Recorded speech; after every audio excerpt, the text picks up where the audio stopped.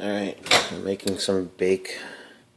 Got two bowls here, because one's for us, one's for the Connollys, our beloved best buddies.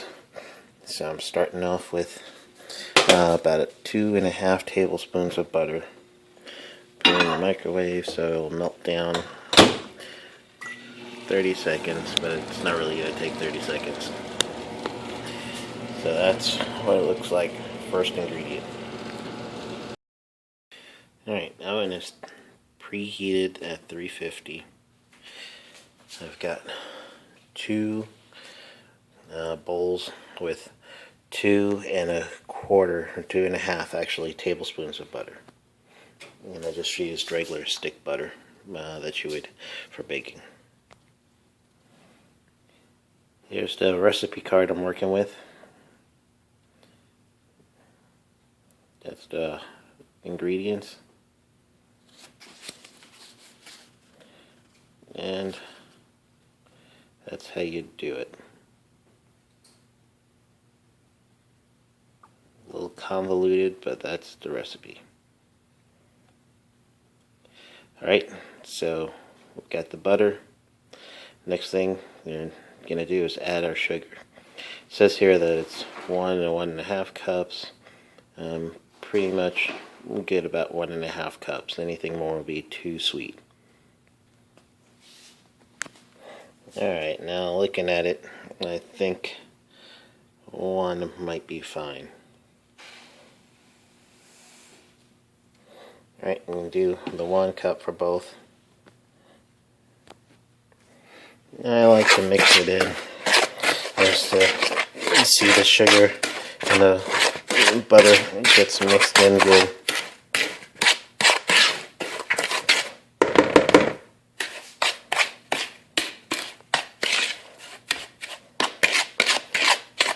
It's not going to be completely mixed, but just enough to get it integrated with itself.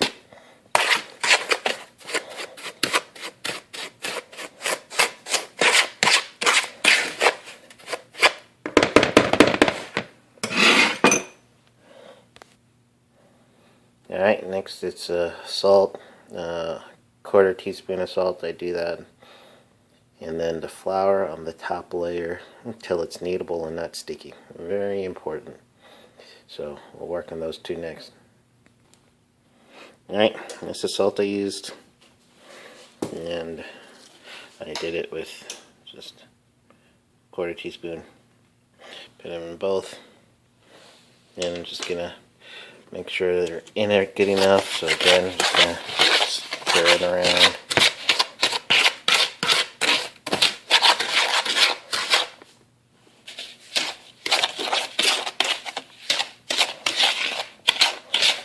My oven's ready to go. It beeped at me, so it is at 350. It's hot.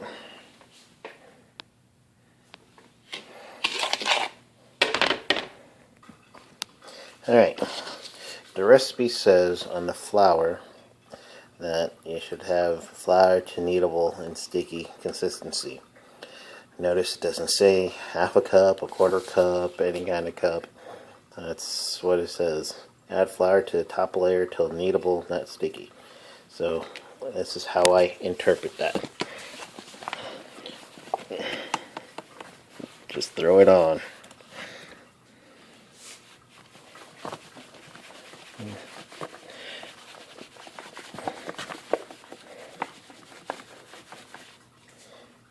Alright, I have no idea how much that is. If I were to guess, maybe 1.5 cups. I don't know. That's a bad guess. It's probably more. But the same thing, mix it around.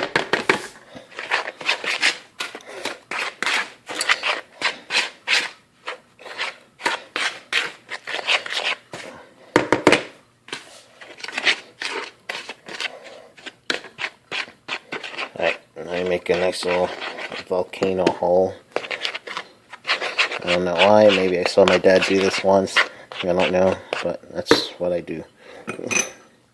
And in that volcano hole, I am going to put 2 teaspoons of the baking powder. And so 2 of these is going with this baking powder. 1, 2, 1, 2. Again, mixing them around.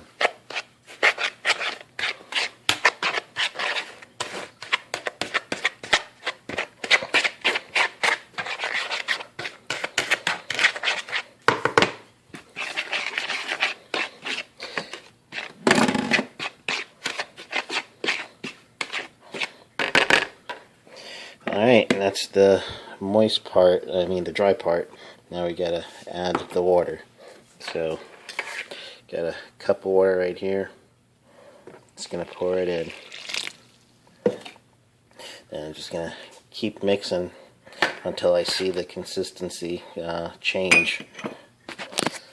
And I kind of use the broader spoons for that. So let's...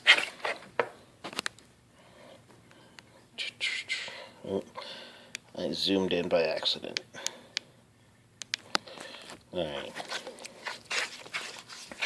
So that is too wet. Not sticky. Just way too wet. So once I get this going pretty good, and then it's going to change consistency. You'll see it start drying out.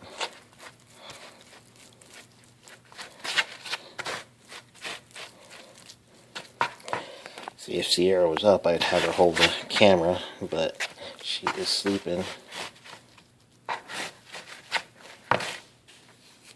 That right there, too sticky. So once I mix it around, it'll start drying out.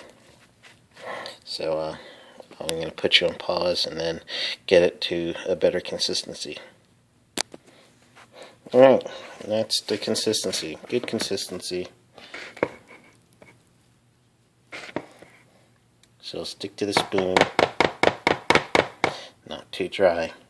Problem is just by looking at it, it doesn't look like it's going to be too much.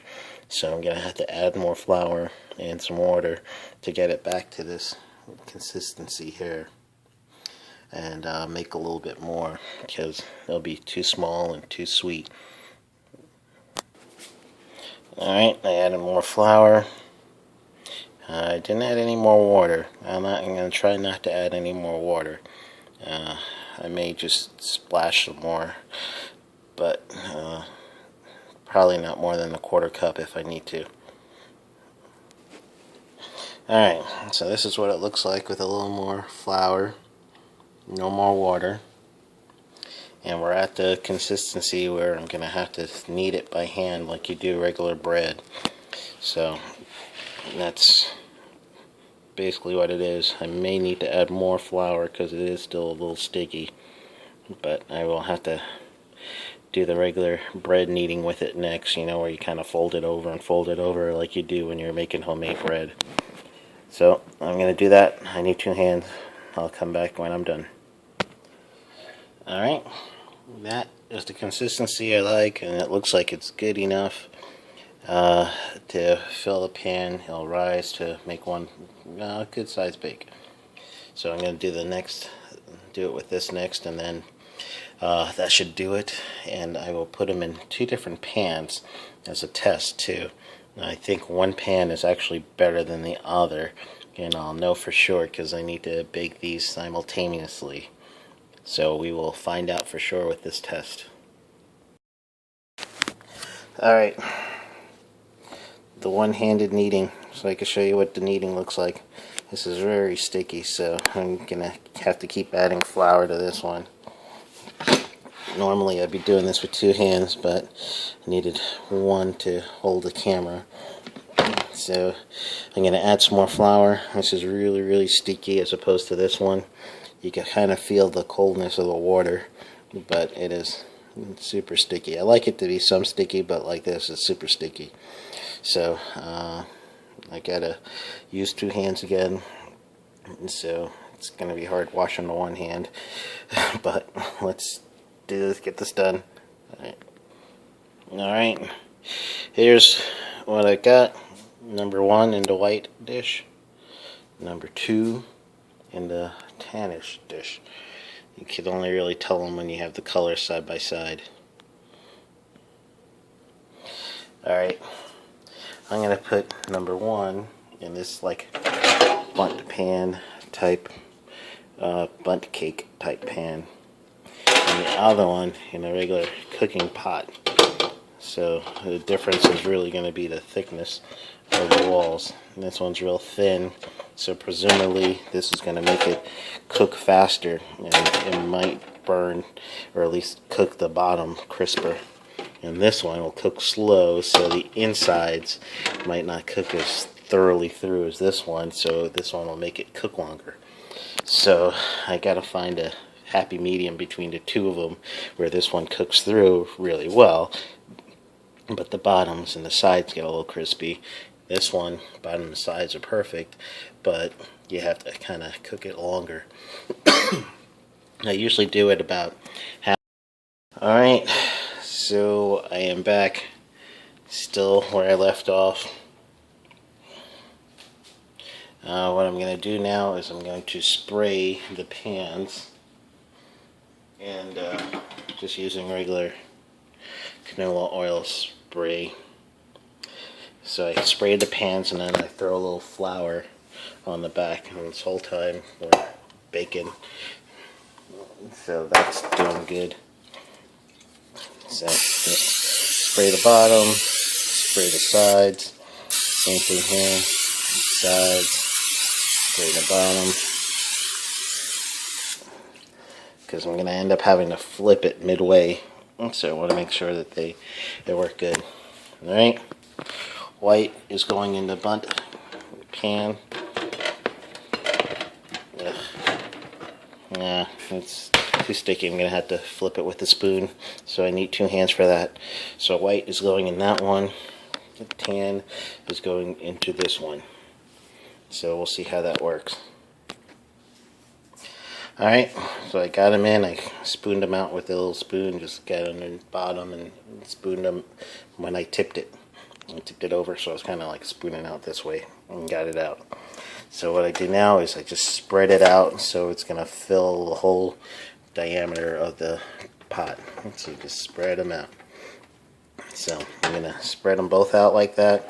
Then I'm going to put them in the oven, set my timer for 30 minutes. And then I'm going to flip them, take them out, flip them. Alright, they didn't exactly fill the full diameter. There's some space around on both of them. But I'm going to put them in. That's my oven situation. Slide them in here. Slide the other one right next to it. Set my timer.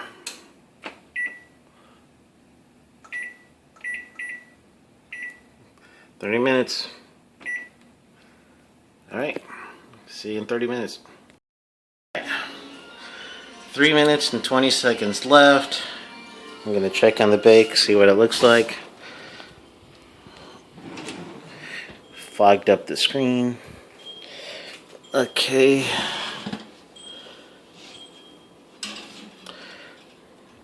That doesn't look bad. It filled out the diameter of the pots, so it's good enough. I'm going to flip them. So I've got a flipping technique, and this is what I do. Alright, I gotta clean some dishes first, but I do use this. Once I wash that out, I'll put that over here, and I will flip the pan over, and then I'll slide it right back into that pan. That's my flipping technique. I'll show you once I get done. Sierra's up so she can hold the camera. Alright, first I spray same canola because I want it to slide right off, because this side's going to be where the sticky of the dough is. Let's start with this one. Now it's my 30-minute timer, so I flip it. See that? Nice bottom, looks perfect. Problem is, this pan is so thick that the inside's not going to be as cooked as the other one. So then I just slide it in. Side flip, put this in. That one's done. Re-add the spray. This is the one from the bundt cake pan. Notice this one's a little brown, so this cooks it a little faster. I'm going to add a little bit more spray on this. The other one should be fine. Slide it in.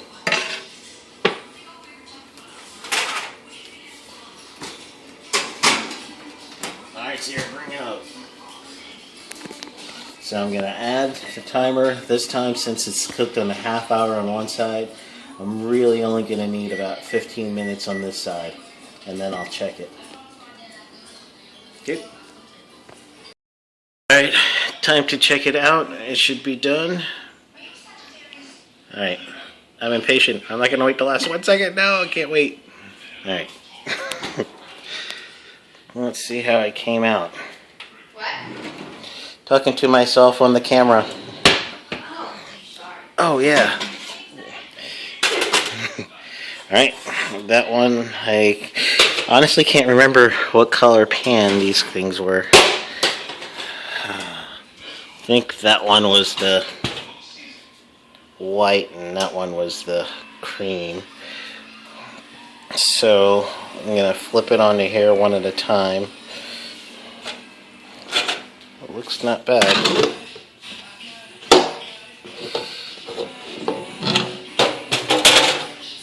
Not bad. Top's not as even as I like, but not bad. So now we gotta cut it. Hey Sierra, can you hold the camera for me while I cut it? It didn't rise as much as I would like either. So I'll have to make an adjustment there. But let's see how it works.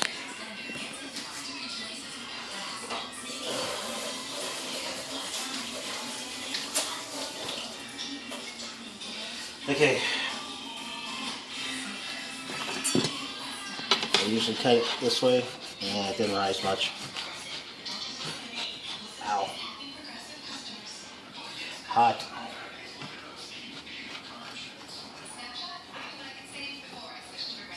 Yeah,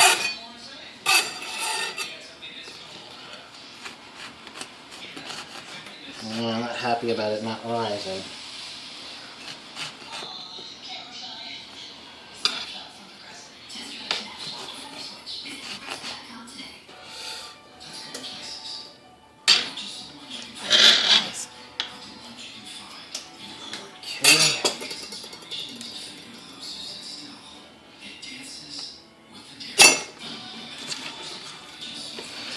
Alright, picture going on here.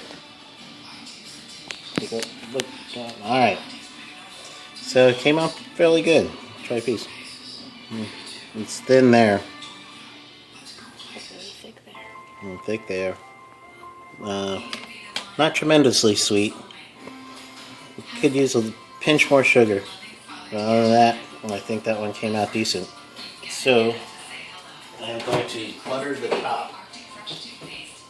I learned that if you butter both sides, it'll get it soggy. So you only want to butter one side, and I always do the top.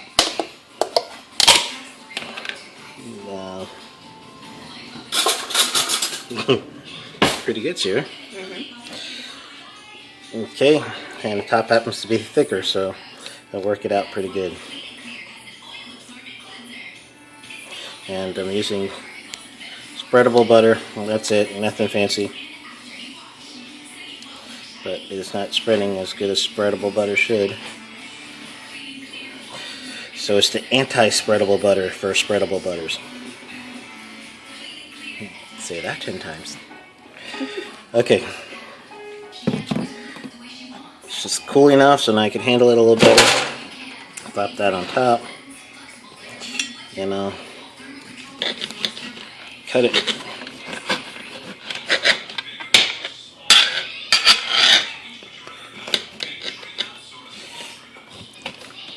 You also tell the consistency when you cut. You can tell I'm having some tough time on the bottom, so it's crispy on the bottom.